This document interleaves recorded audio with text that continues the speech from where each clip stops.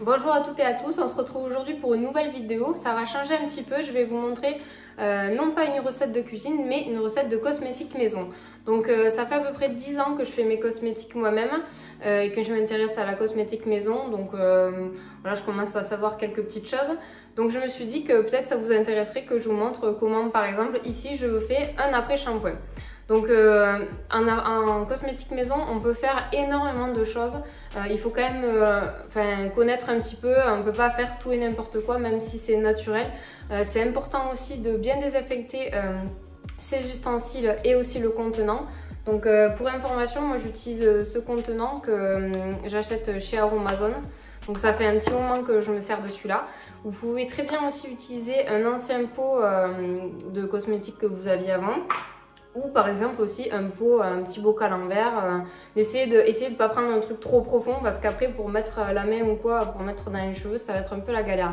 Bon, personnellement, j'utilise pas ce genre de bocal parce que je suis douée comme un manche et que le truc va exploser dans la douche. Je me connais, avec l'eau, ça va glisser, enfin bref, ça va être une catastrophe. Donc je reste sur quelque chose de sûr, le plastique. Bon, c'est pas bien le plastique, mais bon, voilà, c'est réutilisé depuis maintes fois, voilà. Donc voilà, et pour information, donc au niveau de la stérilisation, donc où vous utilisez de l'alcool que vous aspergez ou alors que vous mettez, moi j'utilise un petit, donc c'est un genre de sopalin mais réutilisable en bambou. Et j'essuie tous mes contenants et mes ustensiles, etc. Et pour le contenant, vous pouvez ou faire comme ça ou le faire bouillir. Ne faites pas bouillir un truc en plastique, ça va se ratatiner, c'est la mort, j'ai testé. Voilà, j'ai fait la boulette, ne la faites pas. Bref, donc je vais vous montrer un peu les ingrédients que j'ai utilisés. Donc ici, j'ai choisi volontairement un après-shampoing extrêmement simple qui coûte vraiment pas cher du tout pour vous montrer que vraiment, mais en cosmétique maison, on peut faire quelque chose de très très bien et pas cher du tout. Donc après, vous pouvez aussi choisir de rajouter des actifs. Mais évidemment, ça va rajouter quelque chose au prix au fur et à mesure. Mais c'est pas non plus comme ceux qu'on peut acheter dans le commerce par exemple. Donc alors moi ici j'ai utilisé du BTMS, donc c'est l'émulsifiant. Un émulsifiant, c'est ce qui va lier l'eau avec l'huile. Donc voilà, c'est comme un œuf dans une mayonnaise entre guillemets. Ça lie les deux, voilà. Donc ici le BTMS c'est le conditionneur capillaire et il va faciliter le démêlage. Ensuite, je vais utiliser de l'huile de coco, donc bio. Et donc elle nourrit et elle lisse le cheveu. Donc voilà, c'est pas mal. Ensuite, on va utiliser un conservateur. Donc ça s'appelle le Cosgar. Donc c'est ce qui va permettre de conserver votre produit. Donc c'est vraiment, vous pouvez, il faut vraiment le mettre quoi. Vous pouvez pas passer à côté. C'est un antibactérien, etc. Ça va éviter que votre produit moisisse et que vous puissiez le garder plusieurs mois sans être obligé de le mettre dans le frigo. Personnellement, si je le mets au frigo, le truc va rester au frigo. Je vais jamais m'en servir. Voilà quoi. Donc voilà. Donc après, l'autre ingrédient, ça sera de l'eau. Donc c'est pour ça qu'ici, je mets bien que c'est vraiment 3 ingrédients. Ensuite, comme je vous disais, on peut rajouter d'autres ingrédients. Par exemple, comme une fragrance. Moi, je vais peut-être utiliser une fragrance, mais pareil, c'est totalement facultatif. L'huile de coco peut aussi parfumer, ou si vous aimez quand c'est vraiment léger au niveau du parfum dans vos cheveux. Vous pouvez laisser tel quel, comme je vais vous montrer dans la recette. Donc voilà. Donc si vous avez aimé la vidéo, n'hésitez pas à la liker, à commenter et à vous abonner, ça me fait toujours super plaisir. Donc je vous laisse tout de suite pour la recette. À très bientôt. Alors je désinfecte mon plan de travail parce que je pense que je vais y poser mes ustensiles. Hop. Donc un fouet, un petit bol. Alors j'aime bien utiliser ça pour racler le produit quand j'ai terminé, le truc qui se barre. La cuillère pour mesurer.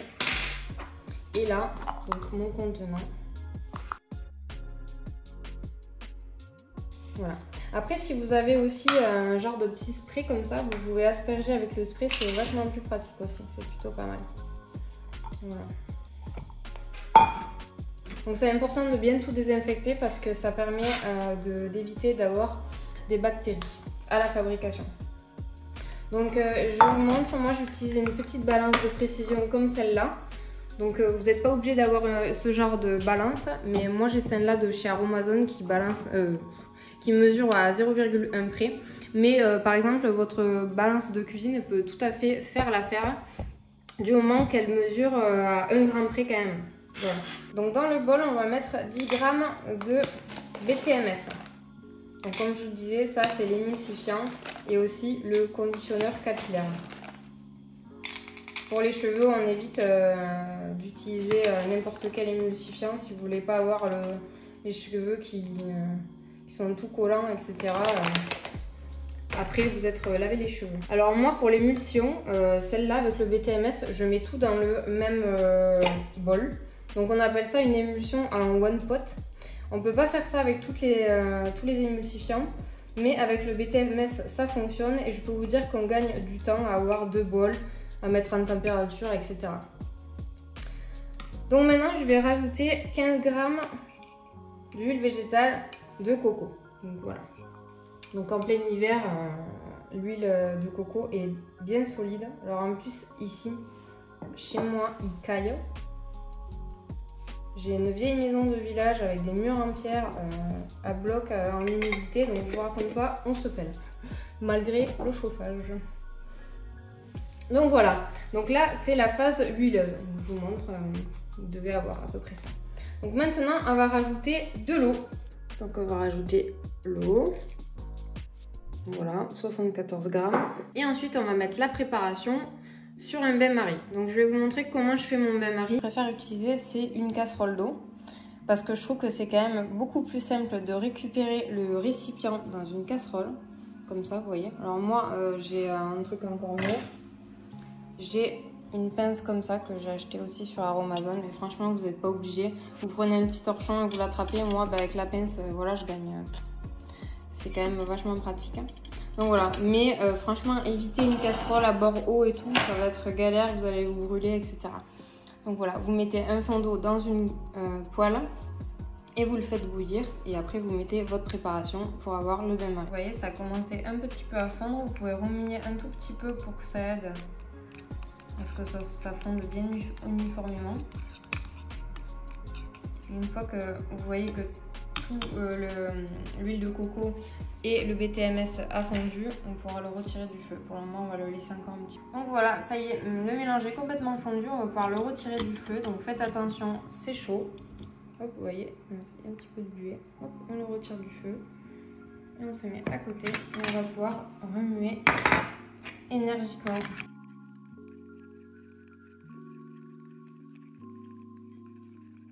Donc on remue jusqu'à ce que ça refroidisse un petit peu et que le mélange soit plutôt bien homogène. Donc ça peut faire une texture un peu bizarre sur le début, mais vous allez voir quand ça va refroidir, la texture va vraiment être nickel. Donc ensuite ce que vous pouvez faire, c'est que dans un tupperware ou autre, vous mettez un fond d'eau froide et vous continuez à remuer énergiquement et vous allez voir que ça va aider à ce que l'émulsion prenne plus vite. Vous voyez là déjà la texture elle commence à bien prendre.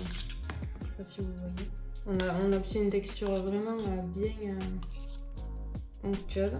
Donc c'est à ce moment-là qu'on va pouvoir rajouter donc le Cosgar qui permet de conserver plus longtemps le produit. Donc surtout ne rajoutez pas le Cosgar avant parce que il faut le rajouter quand le produit est bien froid. Si vous chauffez le conservateur, il fera plus du tout effet, donc ça ne saura servir à rien.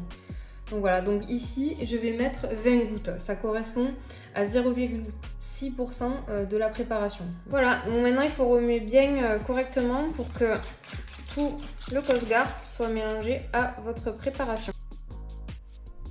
Donc c'est aussi à ce moment-là qu'on peut rajouter tous les actifs ainsi que la fragrance. Donc moi ici je vais rajouter quelques gouttes de fragrance, donc j'ai utilisé la citron meringuée, donc j'en mets une vingtaine de gouttes.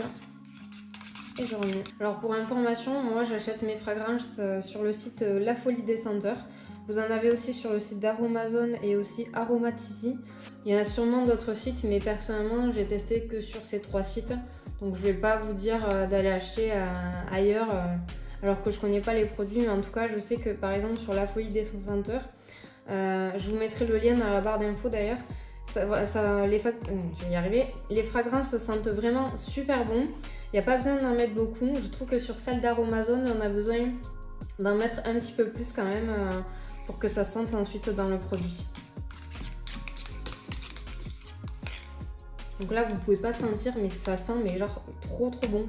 Puis je trouve qu'avec la coco, genre le citron meringué, ça se marie ultra bien. Donc maintenant, on va pouvoir transvaser notre préparation dans le contenant de votre choix. Donc vous essayez de ne pas en mettre de partout, c'est mieux. Je pense pas que la table ait besoin d'un démêlant, mais bon après, je sais pas, hein, mais bon, je pense pas.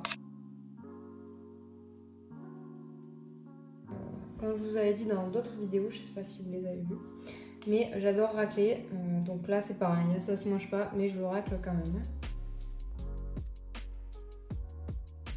Et voilà le résultat. Vous voyez la texture, franchement, c'est top.